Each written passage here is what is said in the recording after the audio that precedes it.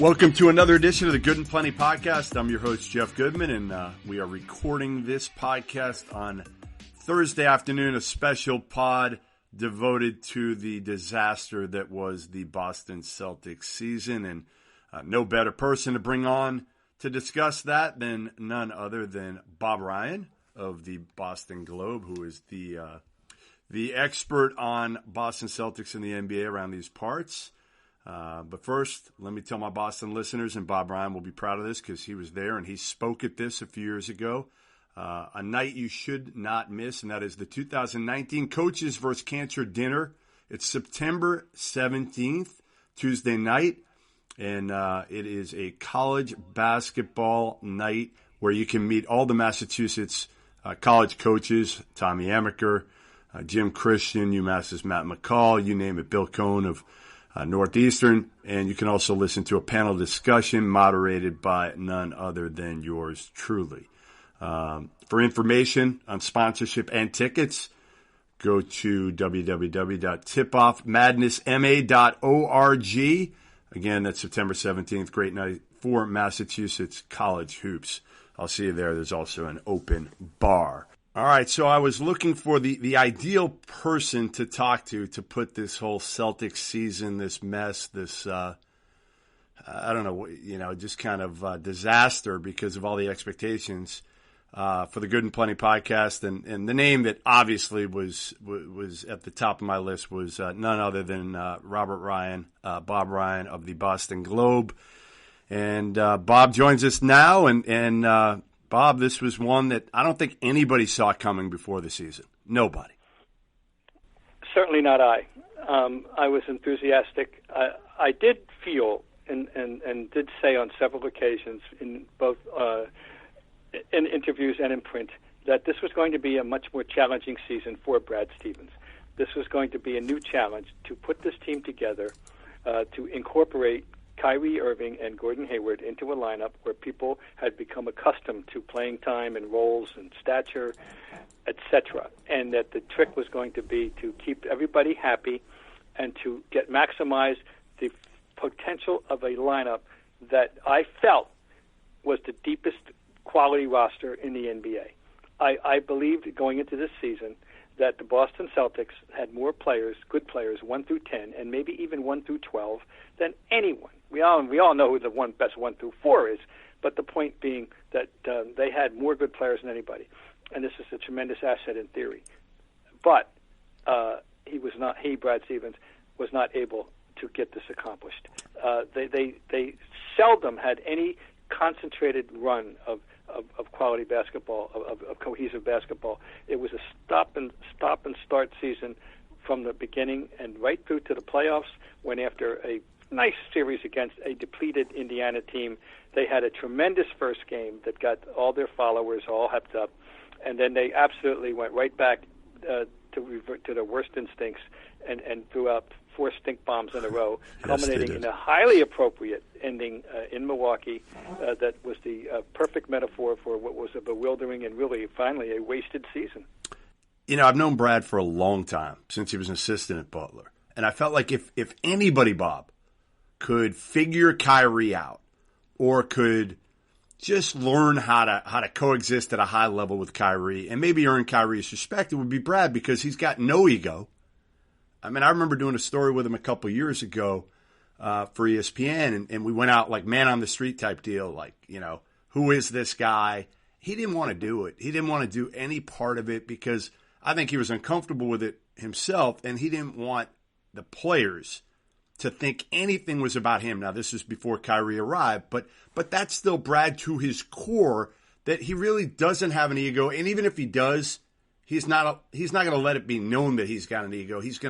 He understands that this is a players' league, and he even did this in college to some extent. I mean, it's about the players, and that's why I felt like Kyrie would respect Brad. And I feel like, honestly, Kyrie did not respect Brad. I mean, even last night after the game, Bob, he's throwing away praise for Bud, and it's almost like you can take it as a knock a little bit on Brad. Mm-hmm. Couple things about that. We are being told publicly as recently as like yesterday morning, that the two of them have a very compatible, congenial relationship. I have no idea what the truth of the matter is, or how much play acting was going on Irving's part, if not necessarily Brad's. But we're being told that they get along fine. So that's number one. Number two, and I said this going back 3 or 4 months ago. What do you think of this one? That Kyrie Irving will play for 4 or 5 teams, and at the end of each tenure, the people in that city will say, God, we couldn't figure that guy out. Yeah. And I also think that he is one of these people that is not as smart as he thinks he is, though he can handle the mother tongue very well. 100%. 100% right on that, Bob. And that he is in search of something, but I don't think he knows what that is yet. Am I making any sense? Yeah, no, you are making sense. I've said this a lot of times. Like when you listen to him talk for 15 minutes, sometimes in a news conference, you go back and you listen to it again, and you're like, "What did he say? Like what did he say in those 15 minutes?" And I can't, for the life of me, figure it out on most occasions. And I do think, again, listen, it's the same stories in Cleveland. Danny Ainge rolled the dice on Kyrie, traded for him, which I thought was the right move. Me too. You reached the limit of what you could do with Isaiah Thomas. We knew that. Like, that was it. That was the ceiling. So you rolled the dice on Kyrie, and I had heard it. I'm sure you had heard a ton from people close to him, and I had heard it back from when he was in AAU ball. Moody, all about himself. And I think Danny felt like immature, liked to party a lot in Cleveland, go out, and you heard it from the Boston people. They knew, like Danny knew all that, but he, like you and I would have done, roll the dice and see if it works out, because this is a top 10 player in the NBA in terms of pure talent. It was a talent upgrade. Yeah, huge upgrade. Huge upgrade. Even though Isaiah was doing such things as scoring 50 points in a playoff game, we all realize, anybody who knows basketball and knew it was a talent upgrade. It was a roll of the dice. And there were times when it looked, as recently, it's so exasperating. Maybe that's a word, among others. There's so many words we could pick to describe the season and aspects of the season. But let's go back to game 1 of this series. That was the good Kyrie. It was like 27 and 10. I don't know, whatever it was. 11. Yeah, I think it was like 27 and 11. He was doing everything. And he was making good, as we like to say in this game, decisions. Yes. Appropriate decisions. And I said and the team looked terrific in every way. And people, all right, fine. But we saw a lot of that at different times this year. We know he does know how to play, and yet it doesn't get sustained at the way it should. And then of course he goes into this shooting slump and is naturally high-minded and arrogant about it. And that quote that's going to go out, for who cares? That's going to be a remembering quote. Who cares? And then the second one is, I should have shot more. I should have gone for 30.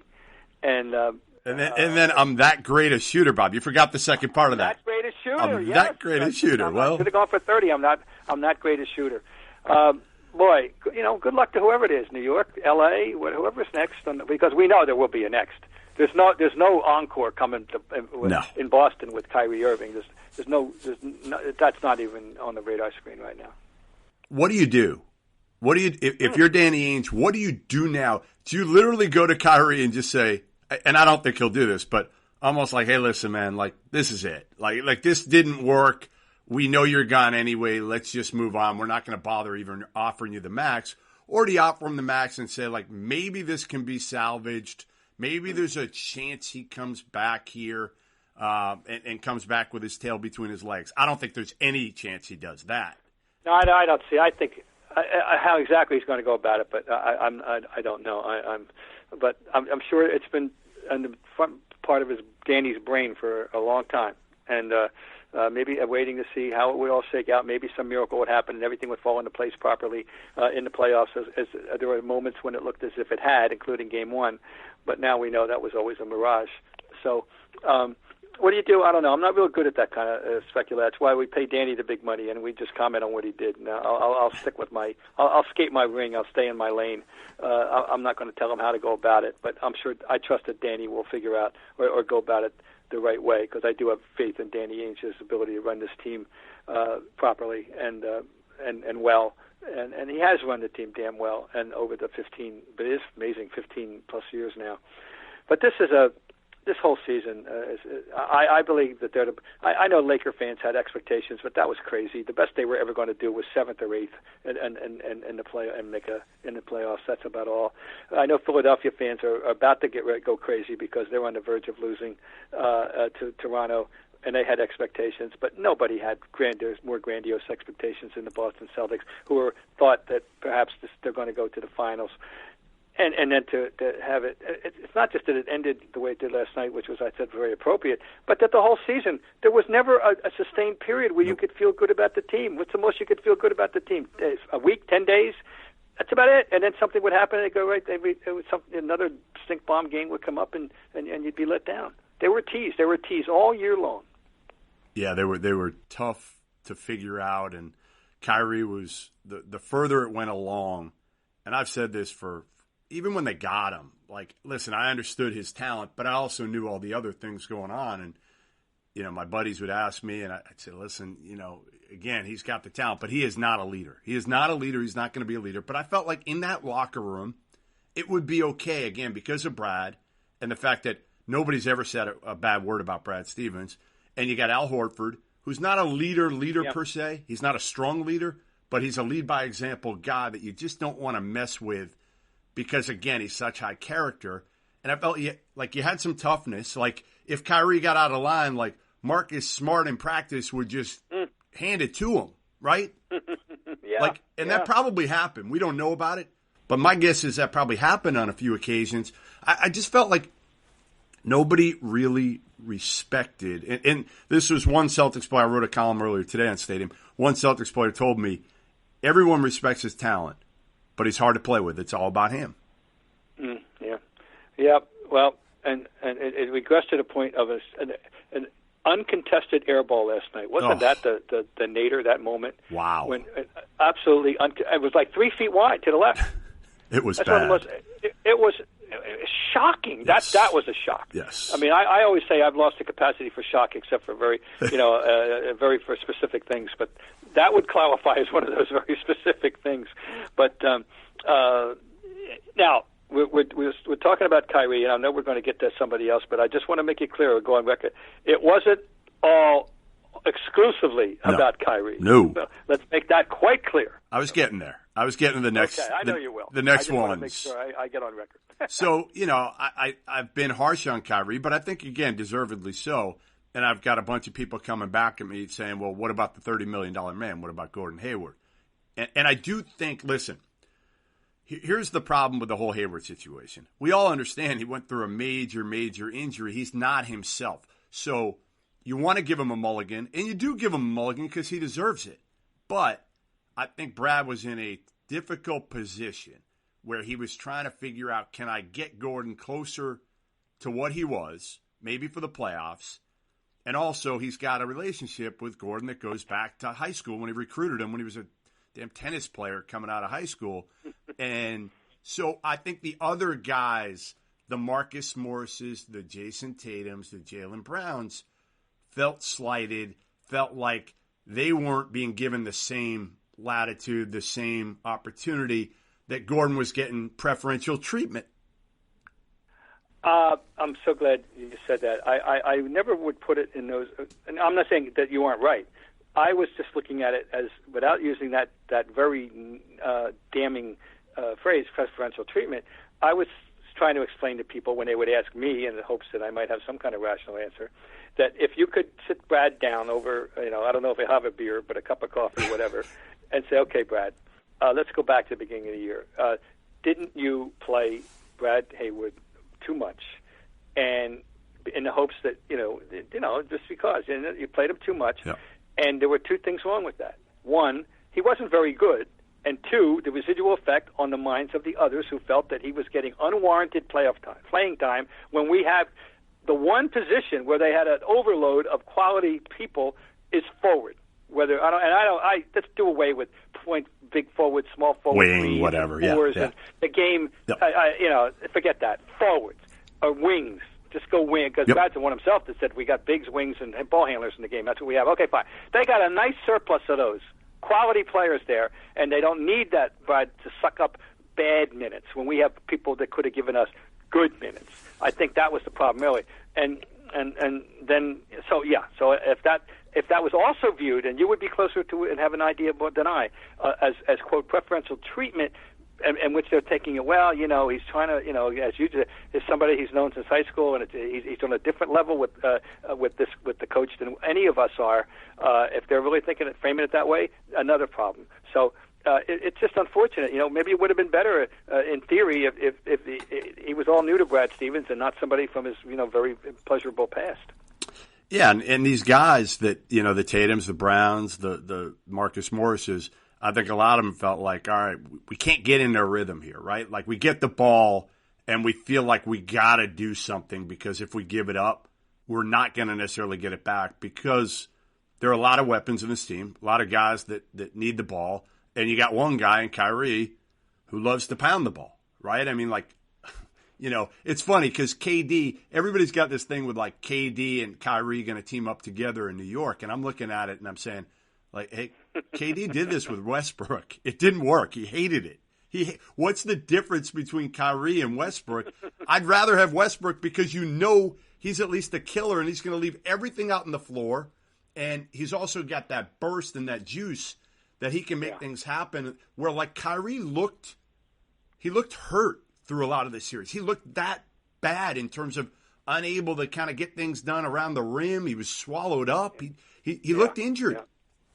Particularly his last 4 games, no question. He wasn't able to finish, and he is an extraordinary finisher. At his, when he's right and his game is on. When he brings his A game, his A+ game, he's one of the more fascinating. It reminds me as much of Isaiah Thomas at his best as anybody has at that size.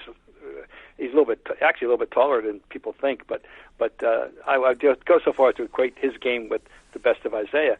And that's pretty high praise, but we weren't seeing that game as often as we would have liked.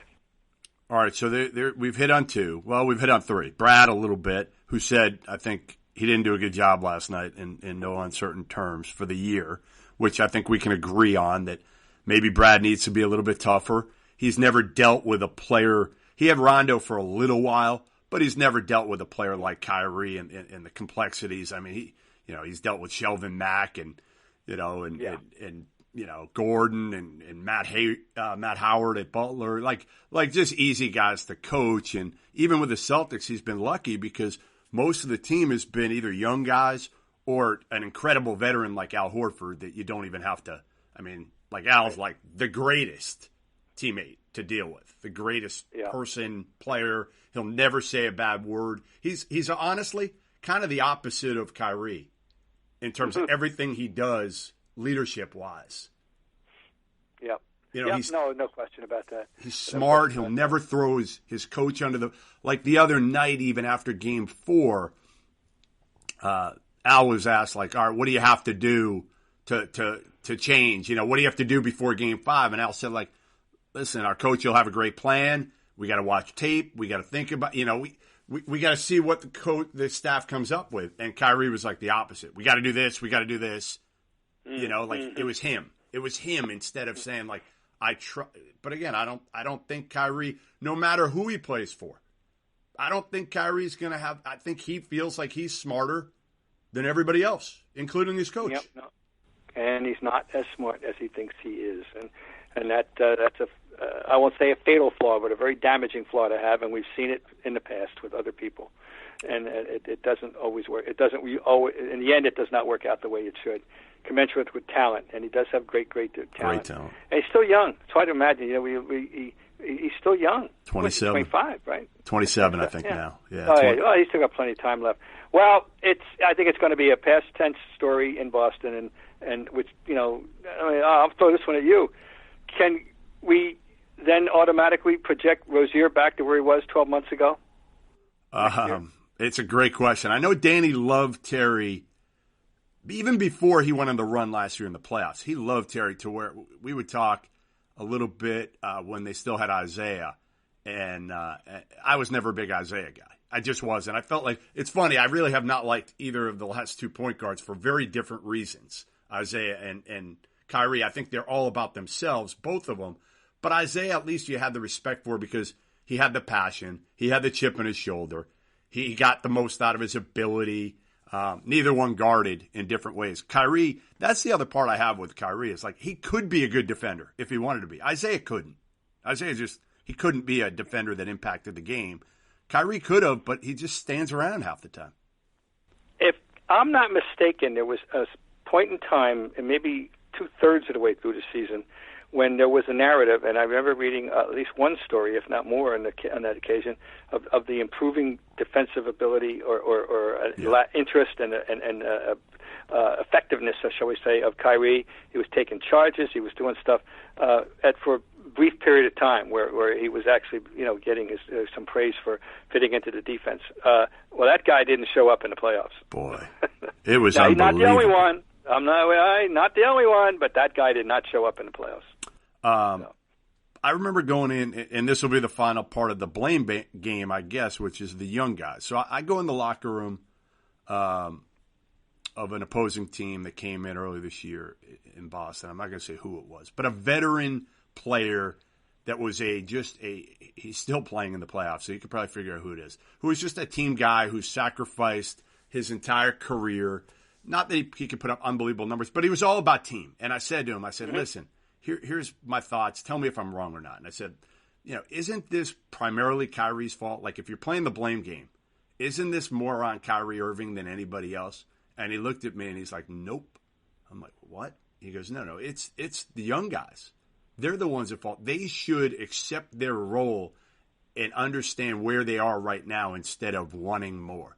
And I looked at him and I'm like, I'm not completely buying it, but I have enough respect for that guy as a player, a veteran in the league, that I looked at it a little bit differently. And I'll get right to it. Yep.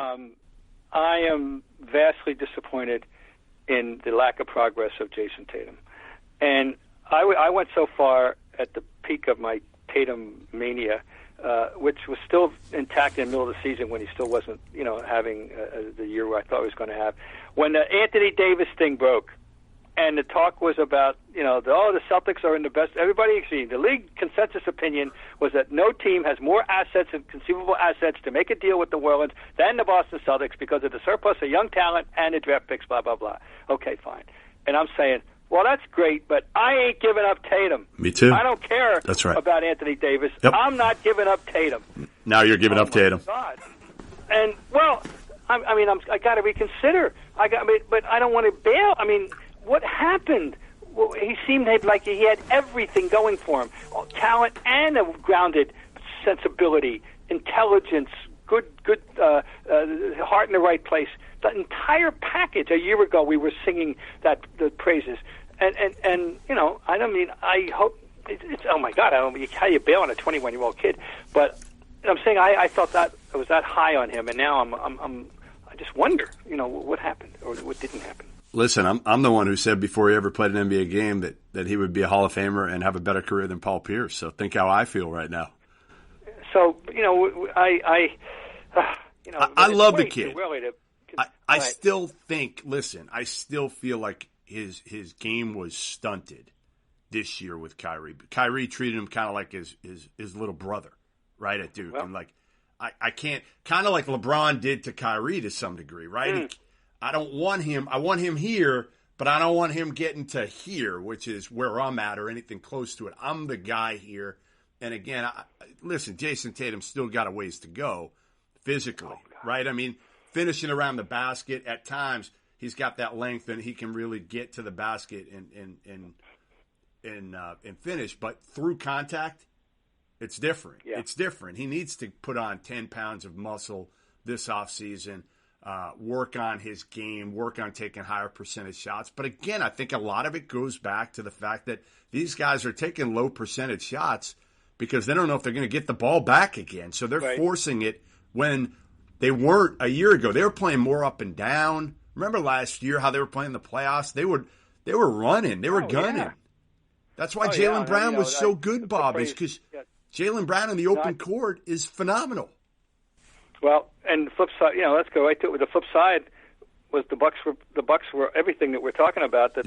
Which is what the Celtics were a year ago. Well, the Bucks were that, and they are able to play off their superstar very very effectively and very willingly.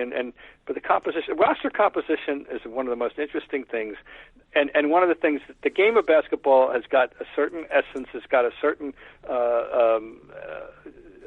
standard of itself, and you have to meet to win ultimately. More often than not, you got to meet those standards, and it really comes down to that. Even if there's one guy much better than everybody else, he's got to be better than everybody else in the right way, and they have to acknowledge, and everybody has to understand how to deal with that, and how to most maximize that, and it's tricky, and it's not that easy, and it's ephemeral, and sometimes you have it, and you don't have it. And right now, the Bucks have it. I mean, I don't think any of them are disputing who the best player is, Man. but Gordon's getting his stuff done, and Middleton is getting his stuff done, and guys coming off the bench are getting their stuff done, and more power to them. I mean, they're rootable. The way the Celtics were absolutely rootable last year. Everything I'm saying was true about the Celtics 12 months ago. Yeah, Jeff, I live in a hockey town that's won multiple state championships in high school hockey, and has developed NHL players, NHL referees. It's a hockey culture in this town. And last year at this time, there was more basketball chatter in this town about that team than at any point since the Big Three, which includes the team that won in '08. It did not capture the hearts of people or get their attention the way that team did a year ago. Wow. And that it was, to think that that's all gone to in 12 months is so sad, and it's so disturbing. It's alarming if I were the Celtics, hierarchy, to think that this team has regressed to that degree. And there's going to be I think it's going to be a very interesting off season in that regard. I went into my sandwich shop that I go in Port City and right here in Newburyport today, and my guy there who owns it basically, and I think everybody's on the same page. Like, get rid of Kyrie. Like, good riddance, go. I think that game. Listen, when the game 4 was over, and if you were taking an exit poll of the fans, there would have been no lack of volunteers to drive him directly to Logan. All right. So here's my question. Here's my question to you. You've been covering this for a long, long time. Kyrie Irving is the most unlikable Celtics player since blank. Oh, I'd say now we're going back 40 years, but really it's not something that comes up all that often to this degree. Sidney Wicks is still my gold standard of unlikable Celtic. He absolutely Sidney Wicks. Billy Knight was disliked, but that's another story. We get to him, but not the way Sidney Wicks was. Sidney Wicks was universally disliked and loathed by fans. But we've had one player in the interim who is another category, which is fascinating. Without any doubt in my mind, the most polarizing player in my 50 years of covering the Celtics was Antoine Walker. And it was, and it broke down almost generationally. The people who like the wiggle, and the people who immediately embraced the three, yes, and the people who embraced his pizzazz, if you will, the smile, people who hated everything about it. And what drove me crazy about him was that we have that phrase we so often use when we're praising someone, his whole exceeds the sum of its parts. Well, in his case, and he's one of those players, and I'll give you a couple more, whose whole did not equal the sum of its parts. Yes, he could dribble the basketball with remarkable acuity for a big man in his time, because he would dribble the people right into a pack of 4 people on a 1-on-4 fast break. That's very good. He could make a 3 every now and then, but he had no sense of the moment. And anyway, he could pass, but sometimes that pass wound up to the popcorn salesman vendor, and then just the whole package of how he carried himself. Was just infuriated. Either it infuriated some, but it delighted others.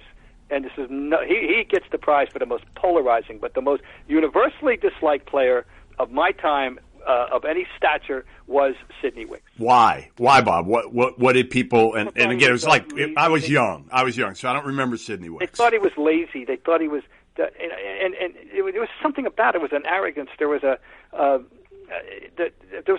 you got the feeling that if there was a loose ball 2 feet in front of him, he would say, let Cowens get it. Yeah. Let Havlicek, get it. He was playing. It's hard to imagine John had to put up with Wicks and Rowe, and actually they kind of hastened his retirement, I think, but in a sense. But the other guy that people dislike because he was such a glider, and people just picked up on him very early. And his most amazing stat, when they had Billy Knight in a half a year, it was wonderfully traded for Rick Roby. But Billy Knight had, when he left Boston, I'm going to pick a number, but whatever the number is, I'm close. He left Boston saying with 20-point games midway through a season, or maybe 18. All but 2 were on the road. He couldn't play at home because the fans were on him, because the fans didn't like him. I remember I got back in the old days when you got letters and not emails. Yeah. Someone wrote me a letter and said he thought the theme song for Billy Knight should be Jackson Browne's "Running on Empty." I never forgot that. All right, I'm going to play. I know you said you don't want to. You'll assess the moves once Danny makes them, but I'm going to throw something in front of you, and you tell me whether you do something like this if you're Danny Ainge. Okay. Okay. I'm going to just throw one at you, and I don't even know if the numbers completely work, but I'm going to throw it at you. Yeah, anyway. I don't know about numbers. David Griffin is the new GM, obviously, in New Orleans. They got to make a move for Anthony Davis. Celtics have 4, probably, they might have 4 picks in this draft. They certainly have 3. They have their own, which is 22. I think they have Clippers, which is 20-ish, and Sacramento, which is late lottery. And then they might have the Memphis pick, depending or not if it's in the top 8 or not. They get it if it's 9 or lower. So they got those 4 picks or 3 picks, whatever it's going to be. I'd throw them all in a trade. I would make a run at Anthony Davis, and would you do, let's say, Al Horford, because the numbers have to work, and you probably have to put Horford in a trade. You have to. So let's say you put Horford, he opts in, and you trade Horford, Marcus Smart, Jaylen Brown, and every damn pick you have for Anthony Davis, and you're going to have to take on a crappy contract, let's say like a Solomon Hill type or something like that. Okay, so that leaves us with Davis and Tatum, Hayward. Hayward, yeah, who I think will be fine next year. I'm still convincing myself Hayward's going to be fine next year, and that would certainly alleviate a lot of the problem. I'm a member of the Marcus Smart fan club, but Anthony Davis is special. Yeah, I would. My first initial instinct is to say that sounds like because I'm going to throw one back at you, which is simply this. Early assessment of what level draft this is this year. Terrible. How terrible deep is the draft this year? Terrible. I thought it was. That was my instinct. That awful. Not the year you want to be. It's not. Yeah. Okay, that's what I thought. And the Sacramento pick was the one, Bob, that you were hoping, if you're a Celtics fan, they would have been awful this year, and your top 3. And if it's top 3, there's a big gap after 1, 2, 3 are Zion, John Morant, R.J. Barrett. And after that, you're talking a DeAndre Hunter, a Jarrett Culver, like good pieces, but you're not trading. Nobody's fallen in love with any of those guys. Yeah. Okay.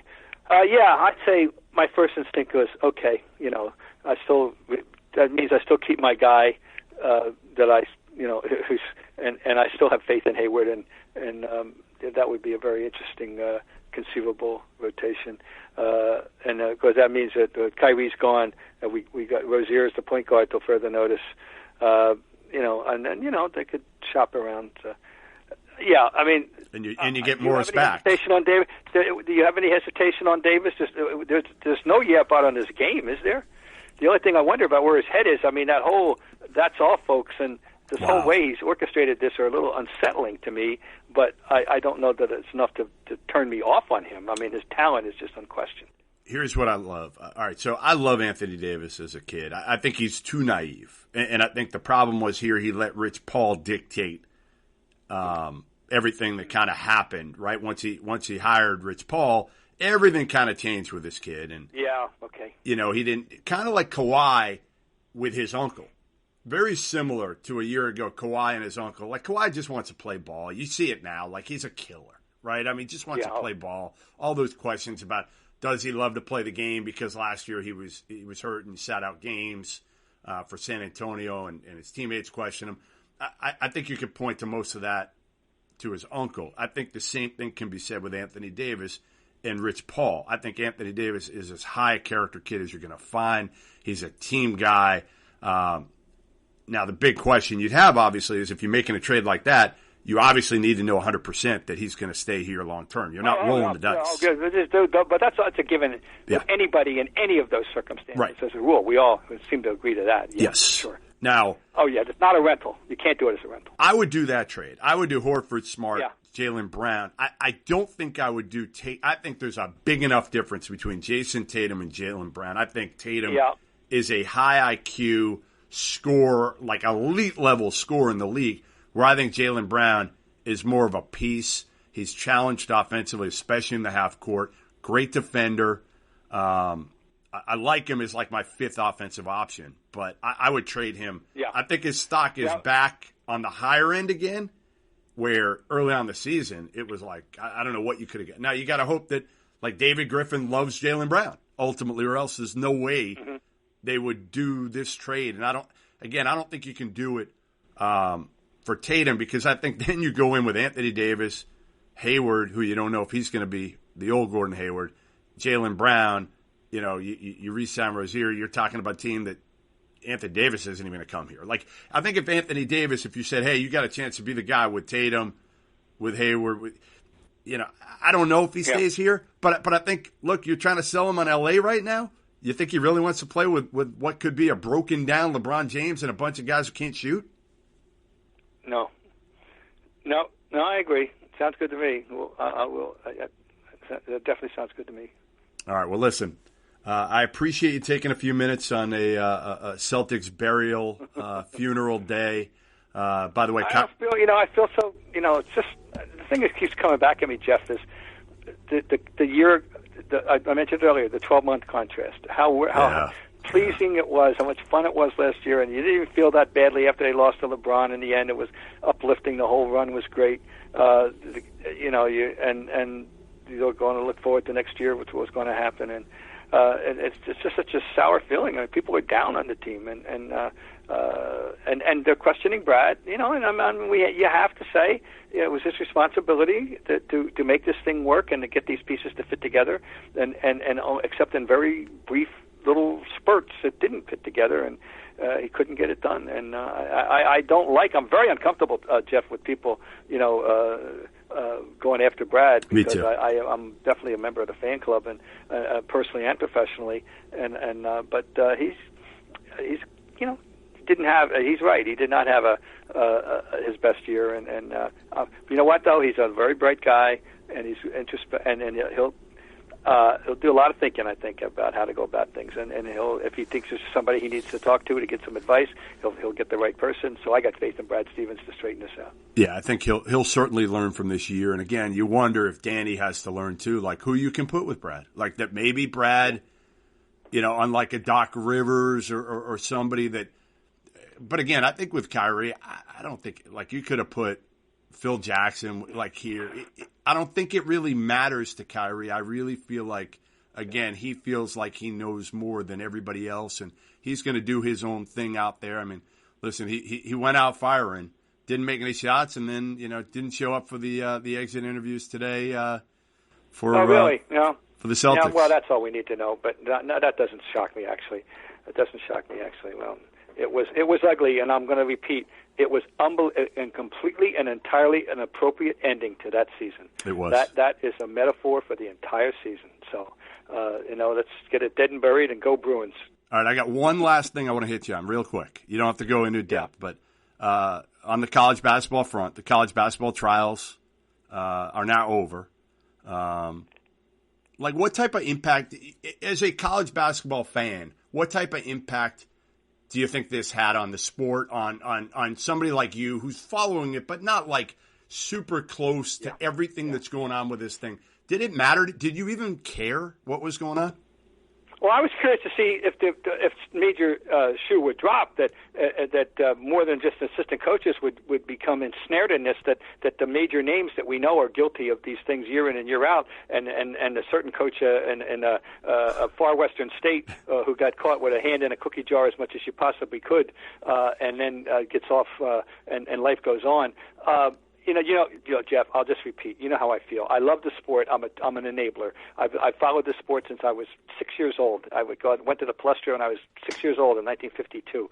I love college basketball, and I love the product. I love it when they throw the ball up. I know it is a sausage factory, and I have said it time and time and time again that, and this goes for football too, that to be a fan of big-time college sports in America is the same thing as being in love with a hooker.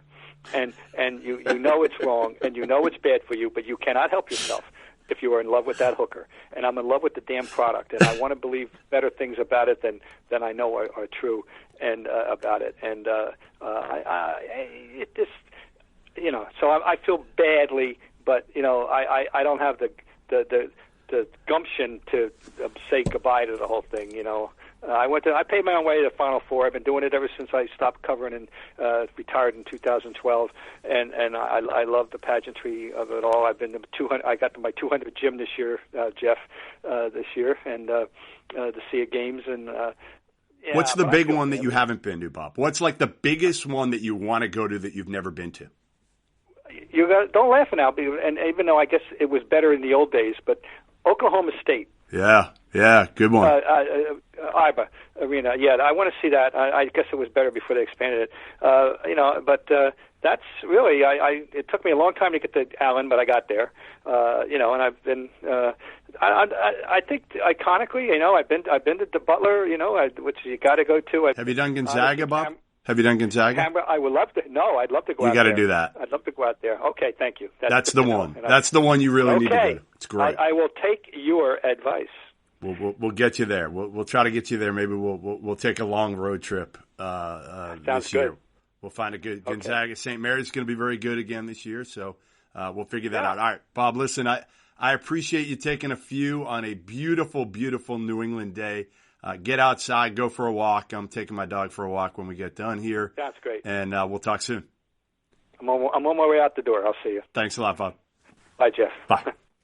Hey, sports fans. I'm Coach Nick of the B-Ball Breakdown podcast on the CLNS Media Network. I break down the NBA from a coach's perspective and have some of the best basketball minds join me weekly to discuss the latest NBA news and what's truly going on the court. Subscribe to the B-Ball Breakdown podcast wherever you get your podcasts or find us on clnsmedia.com. It's a great conversation. You in?